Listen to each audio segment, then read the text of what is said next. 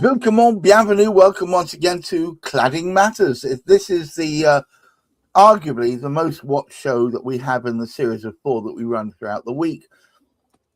Starts on Tuesday with Property Matters, which alternates sometimes with Construction Matters on Tuesday. That's on Wednesday.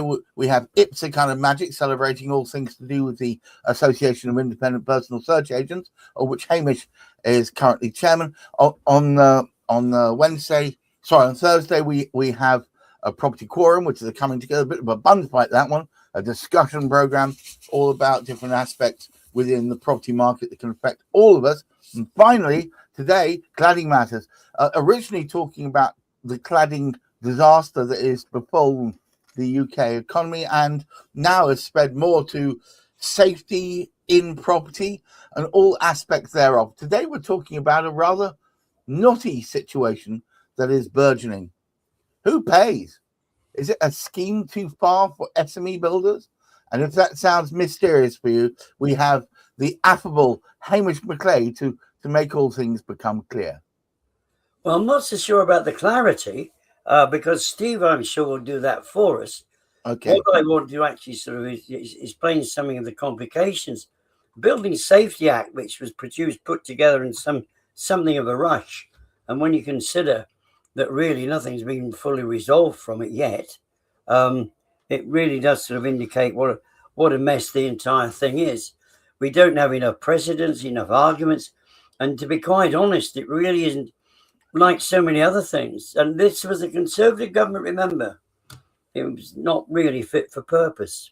And we have a situation now, what is going to be coming in the latter part of this year is a levy to which builders are expected to contribute. Now, the challenge with that, our building industry, like so much of the British, sorry about that, so much of our economy here in the UK is built up by SMEs, the small to medium size sort of businesses. The bedrock of the UK economy. Absolutely, absolutely. And they support the building industry tremendously. Now, as you can imagine, though, it is not them that's going to be producing high-rise flats. They're not going to be producing multi-story, although they might be in part involved with it.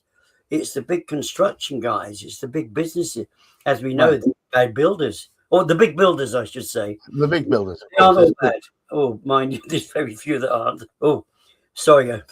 I take that all back. Well, some of it. But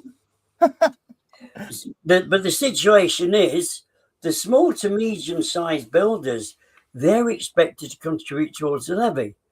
Yet the biggest remediation challenge and demands, which we actually sort of see, are on properties which these small to medium businesses, enterprises, if you like, they don't go anywhere near them. Right. So why should they be paying into the levy? Now, the whole object of the building safety scenario that Steve's been working on with the Earl of Lytton is to actually make sure that the polluter pays. Now, the polluter pays doesn't expect people, we're not expecting people to run around the park with plastic bags picking up after somebody else's poop if they haven't got a dog themselves. Well, this is a bit like that situation. The general public are being held responsible, although small to medium-sized businesses being held responsible. Should they be paying that sort of money? So, Steve, who should be paying? Well, let's just remind ourselves about why we have this levy. So this year in October, we're going to basically make a certain number of construction industry companies, including the small and medium-sized builders, SMEs, pay for the larger builders who profited from corner cutting in high-rise residential blocks of flats. Alleged corner cutting. Yeah. So basically, this is basically spreading the risk across these smaller builders that will have never built blocks of flats, don't have the ability to do it and don't want to do it.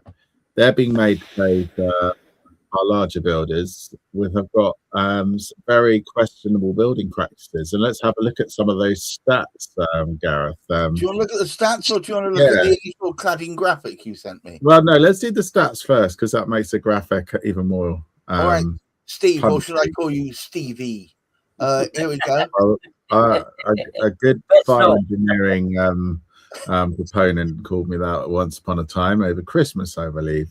For Right. this reason, because we're exposing all the unlawful construction. Anyway, let's have a look. So this is a brilliant example of the state of our building in this country. So 4 of the largest housing developers. And what these stats mean are that for the high-rise blocks of flats above 11 meters, the government collected the statistics from the builders themselves that are eligible for remediation under the developer contracts, and added up how many have got life-endangering, safety-critical defects, the level of defects that put your life in danger. And So hang on, does that mean you could reasonably say that these buildings are not really fit for human habitation because they are dangerous? Absolutely. That's why they sort of had to put in 24/7 patrols of people staring for fires, walking around looking for fires 24/7, and charging £1 million a year per development to do it. Now, I doubt that poor person was getting that money. It will be a nice middleman, but it does highlight the problem. You've got to have someone now staring for fires because these blocks are so dangerous. That's the only way. I'm looking at these figures, and then 2 of them, the majority of their buildings are not safe.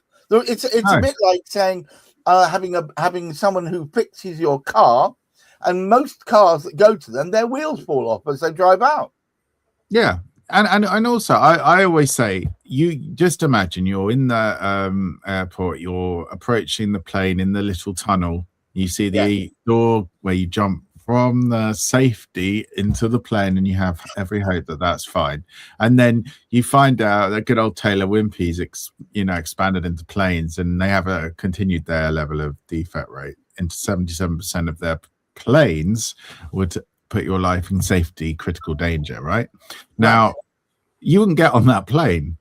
And the point that we've said all along with the Polluter Pays campaign is that these defect rates are unacceptable. It should be unacceptable for 77% of people to 77% of a product to be that dangerous and to be allowed to continue with no redress. And as we've seen, in the recent news, when powerful people and corporations are allowed to do what they like, we get to a very dark place. And this is, just as dark as Epstein, because this is affecting innocent people in their homes. It's Black Mirror sort of stuff, isn't it, really? But to bring it back to the reason why the Barratt Homes one is particularly highlighted is because Barratt Homes, they're relatively safe. Only 1/3 of their buildings are dismal failures. And it so happens that Royal Artillery Keys, which is where you are permanently locked in, effectively, is a Barratt home. Yes.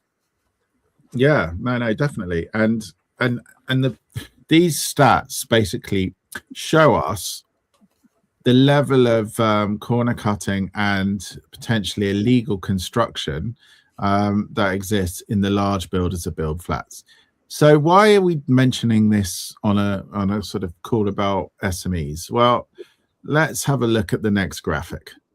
Okay. So your large developers, the non-SME builders, creating this huge liability, a huge sort of, well, I guess there's no other way to say it, just rubbish building, dangerous buildings all over the UK, tens of thousands of them. They're all there, and there's a lot of money to needing to be paid to fix them. Well, there's a lot of bodge job buildings. Yeah. Up, and these are, ladies and gentlemen watching, these are the so-called what they call master builders. These are the builders who are. One is Barratt's the master builder. 35% life endangering defect rate. Right. So anyway, so and this graphic that that I put together with the help of a good old ChatGPT, it just shows the injustice of it. So the guy on the right is an SME builder in yellow, and he's asking why in October this year he's got to pay to bail out those builders with those appalling defect rates we've just looked at for blocks of flats that the SME builders will never have the money to buy to build. Sorry, he's building flats there on the right. You can see those flats and houses. He's not building huge towers of residential blocks of flats, the big high rise towers on the left. And yet the SME industry is now going to have to bail out from October all the defect rates and remediation costs for the larger builders that have cut corners and in many cases broke the law at the time of construction. Now that really shows the injustice, and what we are trying to do, not just were trying to do, but what we were trying to do at the time of the Building Safety Act was to say, yes, there needs to be a levy, but it needs to be wider. If you're going to bring in SMEs, you need to bring in the product manufacturers as well, because they've sold products, petrol-based products, on people's homes when they're sleeping every night. So they need to be in.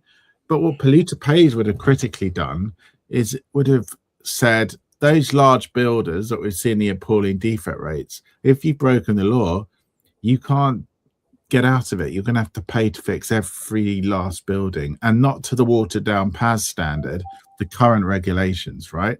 Right. Because as a punishment for not doing the legal thing at the time, you now need to kind of do a betterment really and do the legal thing now. And as things have got stricter now, it's going to be probably will improve the building, and that's what we're saying. And if we had done that and that had been law, then this levy would have been minimized, so the impact on the industry would have been far less, because you're making the wrongdoers pay in full.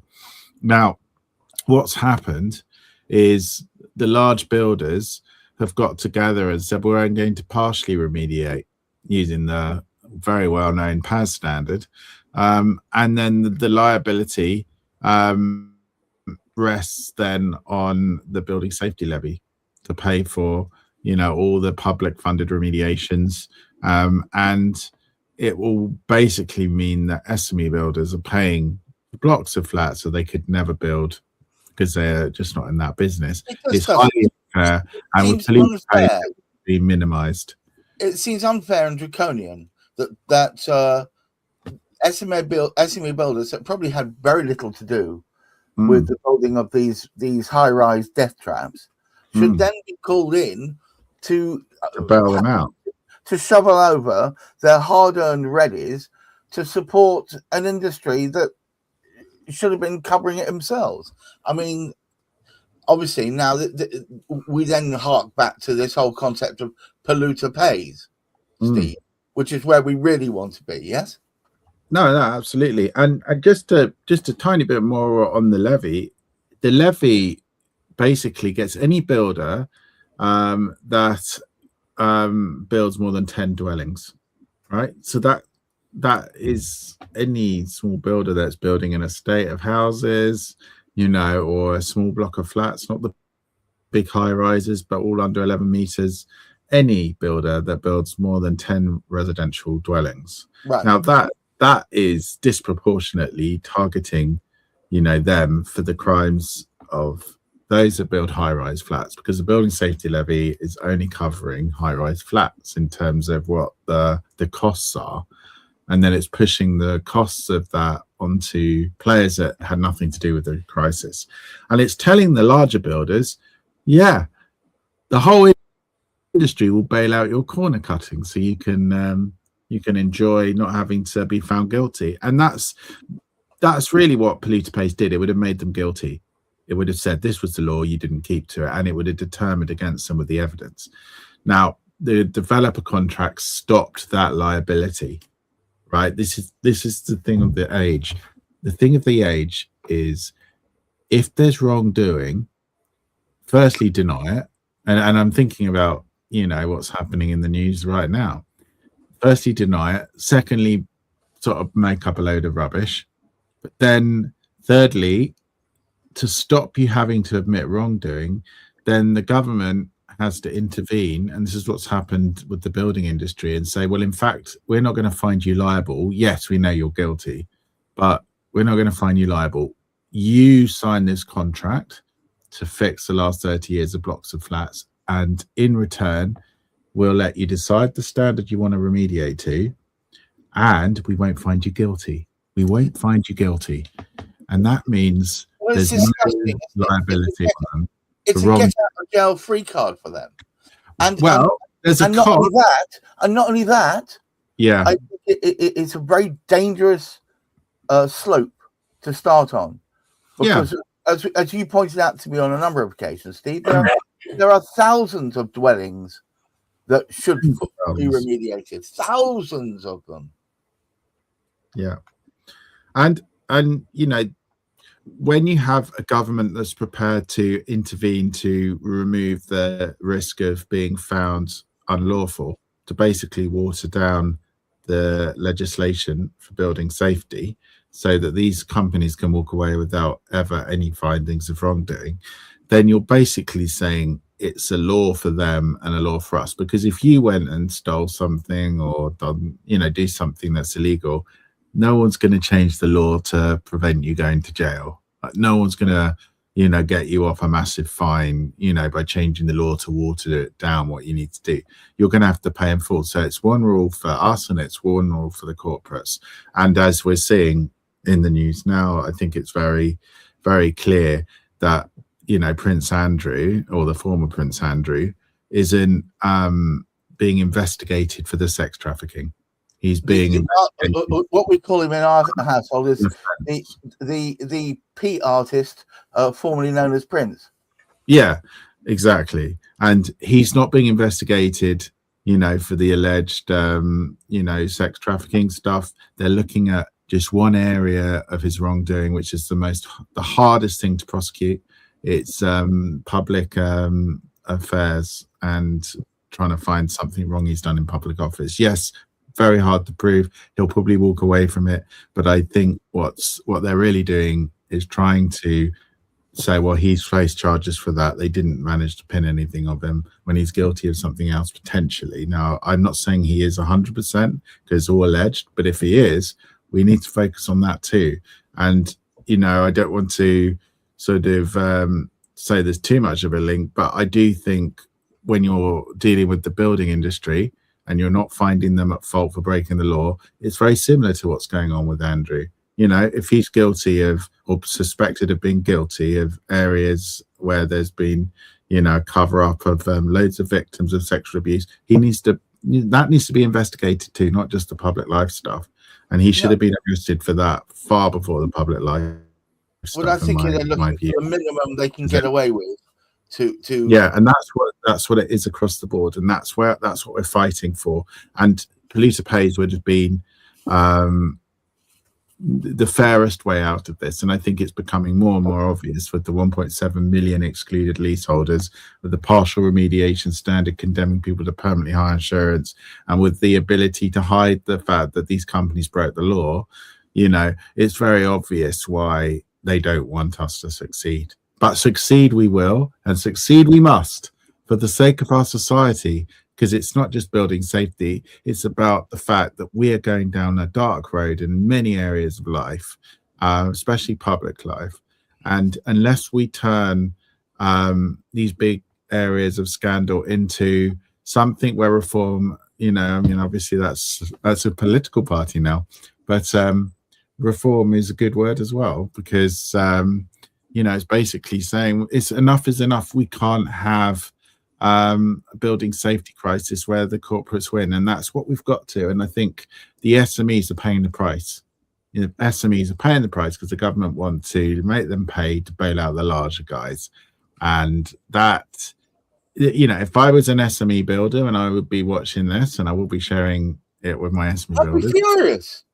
Yeah, I'd be just lobby.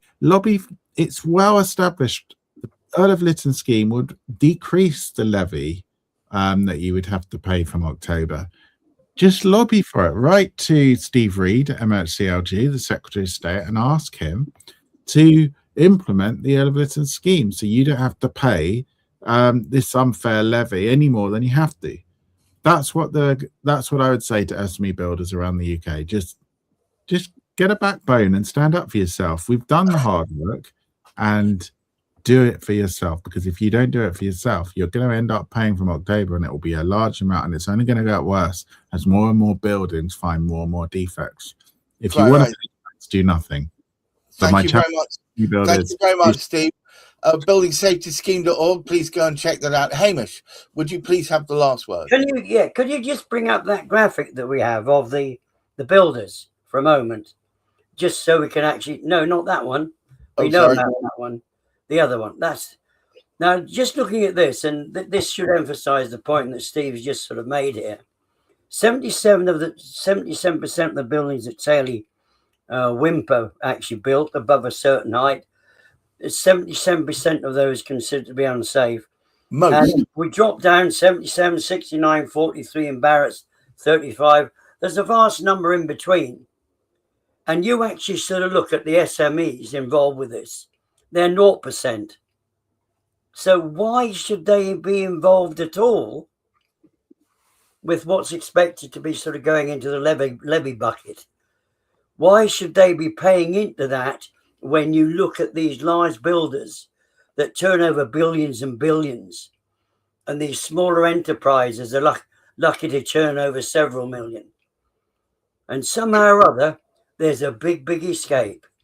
And what you really need to do is support those SMEs, because they make such a significant difference to the building industry altogether.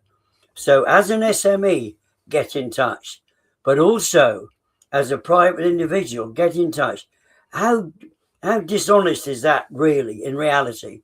That these, if you like, those smaller builders who make such a tremendous job, and they can't escape because they're smaller builders. They tend to be the more local ones as well. So they've got more of a reputation. When we actually looked at those, when you think of the people that were sort of responsible within that particular arena that we just showed you, such well-known names as well. And I'd like to issue an invitation. If any of the builders mentioned here, representatives, would like to come on the show and explain from their perspective how it is right that SME builders pay for their previous defect rate, I would absolutely invite that. And if any SME builders are listening here and would like to come effectively to represent SME builders in the UK and explain how they feel that they're being lumped in with this and they have to effectively pay for stuff they had nothing to do with and no representative of, please, we would absolutely welcome that. If you want to get in touch with us, just get in touch with Hamish or myself. We're both very visible on LinkedIn. Hamish McClay of Search Conveyor. I'm Gareth Wax of Many Purple Hats. If you look for us both on LinkedIn and approach either one of us, we would be absolutely delighted to have you on the show to explain your position. But thank you so much, Steve Day, as ever, a light in the dark, and Hamish McClay, who helped set us up in the first place, and all of you watching. Thank you for your continued. I see there's been a whole bunch of people in and out. I've been watching the figures go up and down. Please do take notice, and if you have people that haven't seen the show that you think might get something out of it, please forward it to them. We welcome new audience members. And until next week, keep your feet on the ground, keep reaching for the stars, and please try and look after your mental health. Bye-bye now. There's a tale about some folks with hammers and some nails. They'll polish you the moon